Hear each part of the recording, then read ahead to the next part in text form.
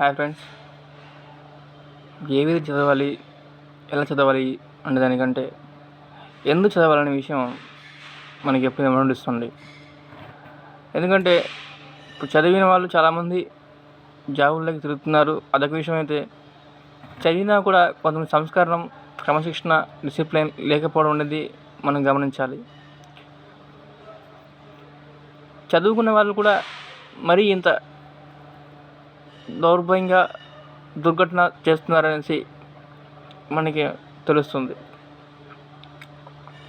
ఎందుకంటే చదువు అనేది సంస్కారం నేర్పుతుంది, క్రమశిక్షణ నేర్పుతుంది, జ్ఞానాన్ని ఇస్తుంది.